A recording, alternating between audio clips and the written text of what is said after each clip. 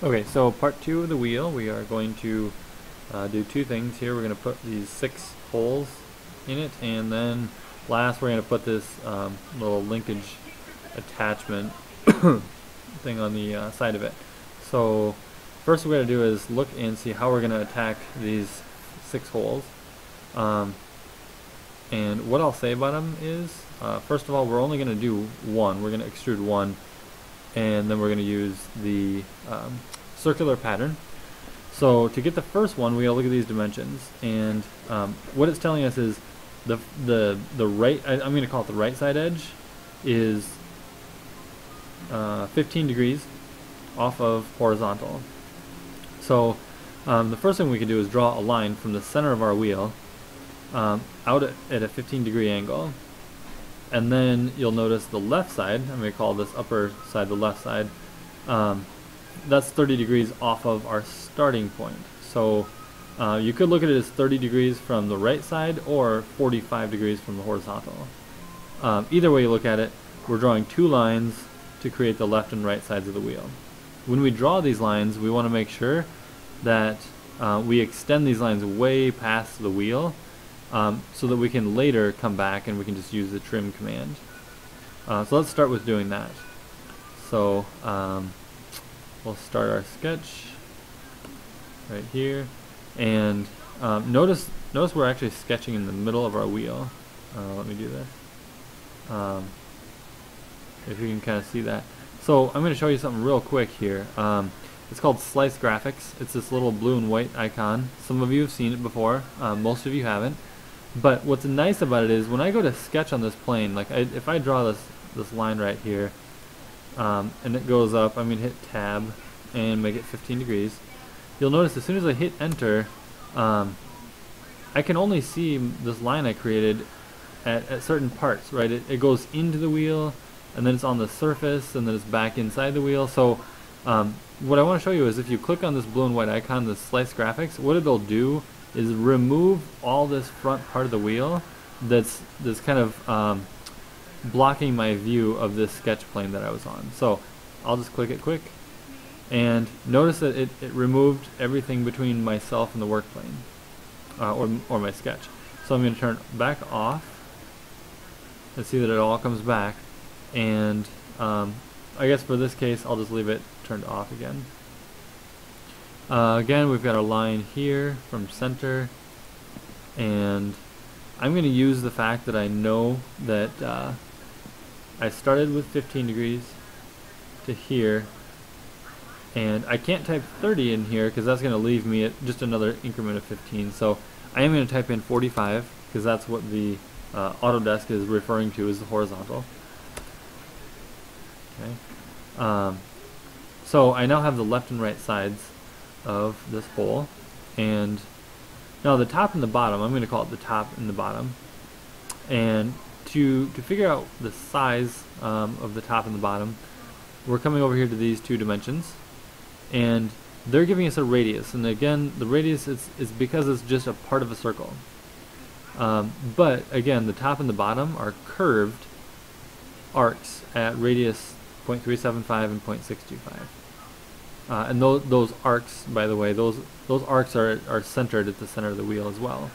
So what I'll say is, if we just create a circle, a full circle starting at the center, we can come out here and dimension the lower circle. Again, we would double the 0.375. That would give us a lower bound, and then we could type in another circle at the center and double that, and we would get our outer circle. So let's do that. 0.37. Sorry, it just froze on me there. So let me get back to where I was. We're going to draw 2 circles, one at this radius and one at the other. So again, circle starting at the center. The first one was 0.375, and I'm going to take that times 2.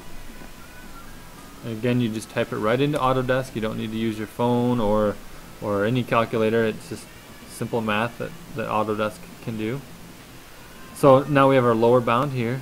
Our upper bound, we're going to come out here. That was 0.625, and that was doubled to get our diameter.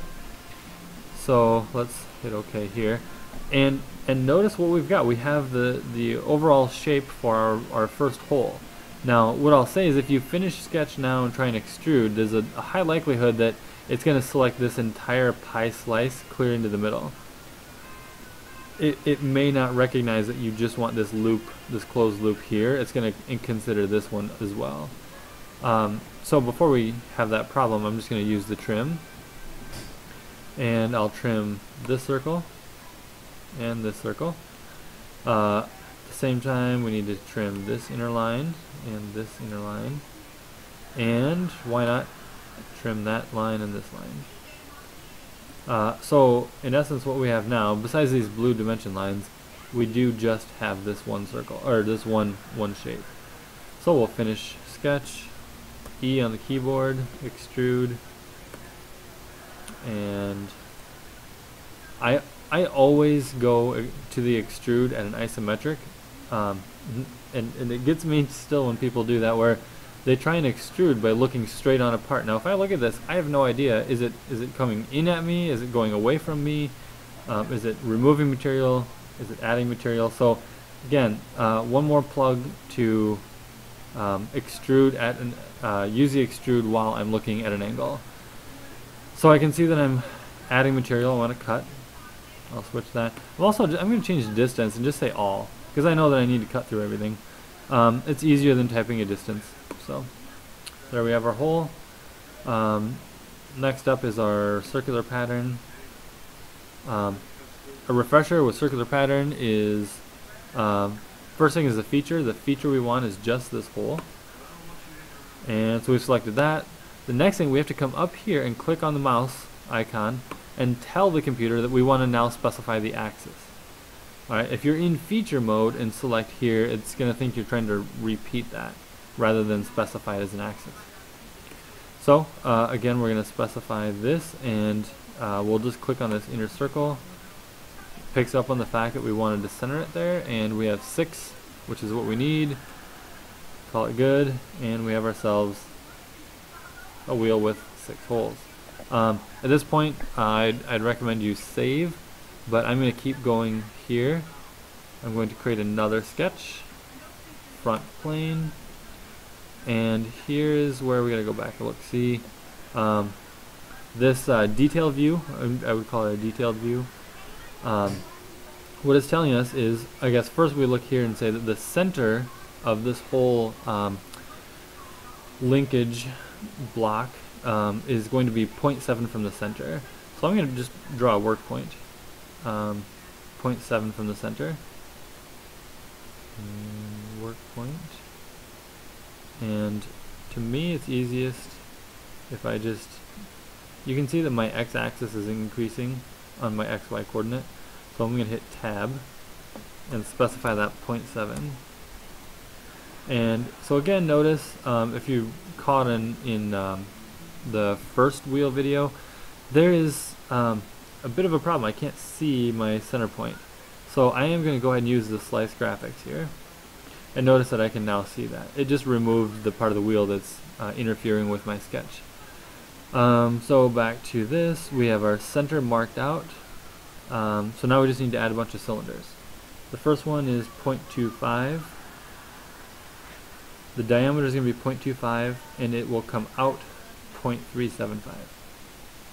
So let's do that. 0.25, circle, centered, 0.25 diameter. I'm going to finish my sketch.